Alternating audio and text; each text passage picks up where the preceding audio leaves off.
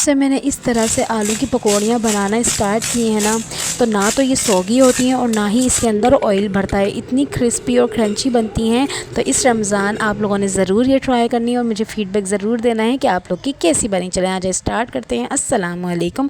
अच्छा जी, यहाँ पर मैंने आधा कप जो है ना इसके अंदर बेसन ले लिया था। बेसन आप लोगों ने छान लेना है। फिर मैंने इसमें ली 1/4 टीस्पून आप लोगों ने इसके अंदर अजवाइन ले लेनी है। फिर 1/2 टीस्पून मैंने इसमें सॉल्ट लिया था। सॉल्ट आप अपने टेस्ट के अकॉर्डिंग ले सकते हैं। यहाँ पर मैंने 1/4 टीस्पून लिया था बेकिंग सोडा। और फिर इसके अंदर pinch of orange food colour, बिल्कुल ऑप्शनल है अगर आप लोग डालना चाहें तो। फिर आप लोगों ने जो है ना इसके अंदर पानी डाल देना है। अच्छा, बेटर ना ज़्यादा थिक बनाइएगा और ना ज़्यादा थिन, बिल्कुल नॉर्मल होना चाहिए।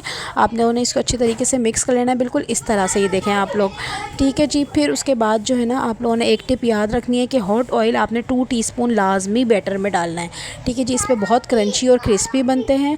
फिर यहाँ पर आप लोगों ने आलू की छोटे मतलब बिल्कुल बारीक भी नहीं करना और बिल्कुल मोटे भी नहीं करना, मतलब बिल्कुल नॉर्मल साइज़ के आप लोगों ने आलू बीच में से कट कर लेने हैं और फिर बैटर में डिप कर करके आप इसके अंदर डालते रहें हॉट ऑयल में, ठीक है जी। इतने क्रिस्पी और क्रंची बनते हैं। आप लोगों ने इस रमज़ान में ज़रूर बनाना है और मुझे बताना है कि आप लोग के कैसे बने। चलें जी, नेक्स्ट वीडियो में मिलेंगे। अल्लाह हाफिज़।